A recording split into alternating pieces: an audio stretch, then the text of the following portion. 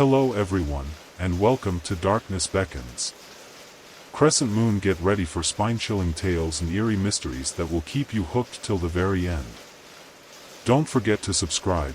We hope you're enjoying our stories. Two men, John and Edgar, were having dinner together one night when a conversation started on the subject of school days. One of them, John, told the following strange story. When I went to the school in September of 1870, I immediately became friendly with a Scottish boy called MacLeod. It was a large school and the teachers changed quite often. One term a new teacher named Samson came to teach at the school. He taught us Latin.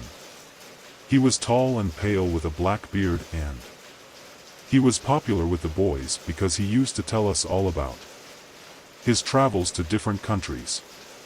He always carried an old gold coin in his pocket, which he found on a trip to Turkey, and one day he let us look at this coin closely. On one side of it was the head of a king, I don't know which one, and on the other side of it were the letters GWS, for Samson's name, and the date. July 24, 1865. We enjoyed Samson's classes because he often asked us to invent sentences of our own, instead of always doing the boring exercises in the grammar book. One day, he asked us for sentences using the word remember in Latin. We all wrote our sentences in the usual way, and Samson came round to correct each of us. My friend MacLeod seemed to be having some difficulty in thinking of a sentence, and when the bell went for break, I saw him write something very quickly, just before Samson reached him.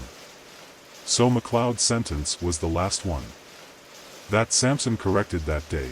I waited outside the classroom for what seemed a long time before my friend at last came out. I guessed that he was in trouble for making a mistake.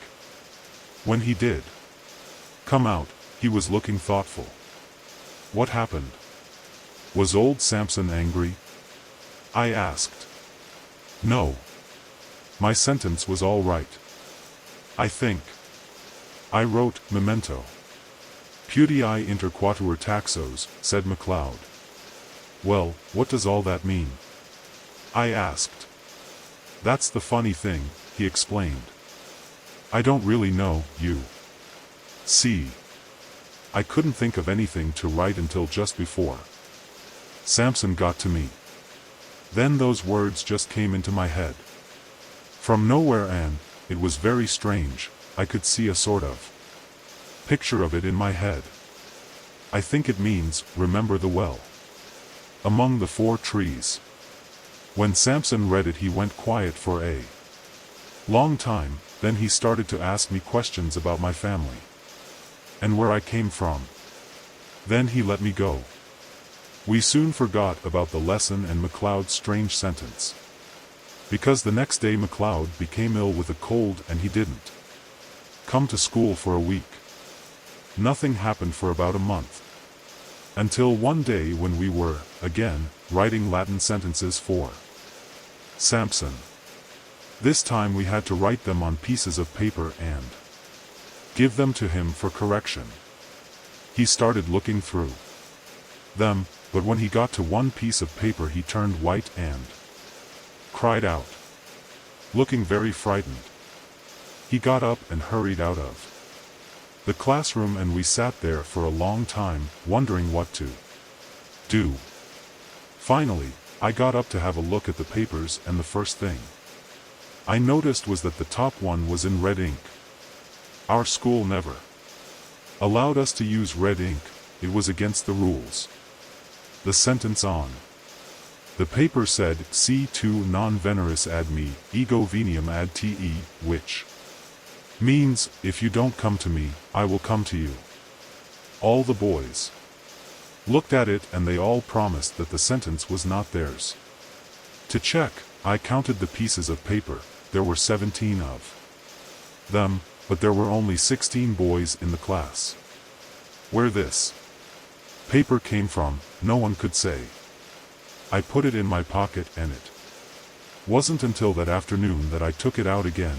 It was completely white, with no sign of the red writing on it anywhere. I know it was the same piece of paper because I could still see my finger marks on it. Anyway, Samson eventually came back at the end of that lesson and told us we could go. He looked at the papers, one by one, and probably thought it was his imagination playing tricks. He looked pale and worried.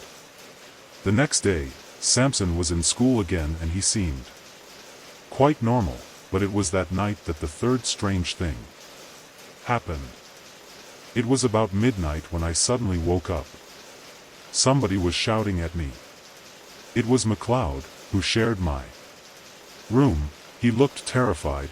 "Quick," he said, "I think a burglar is trying to get into Samson's room." I rushed to the window but could see nothing. Somehow, though, I felt that something was wrong out there, and the two of us waited, watching closely. "Tell me exactly what you saw or heard," I whispered. I didn't hear anything but about 5 minutes before I woke. I just found myself standing here at the window," McLeod whispered back. There was a terrible-looking man standing just outside Samson's window. He was very tall and very thin, and he didn't really look like a living person at all. More like a ghost. He seemed to be making a sign to Samson to go with him. That's all I saw before I woke you up. We waited a long time, watching, but we saw nothing more that night. Everything was quiet outside. We woke up feeling tired and strange in the morning.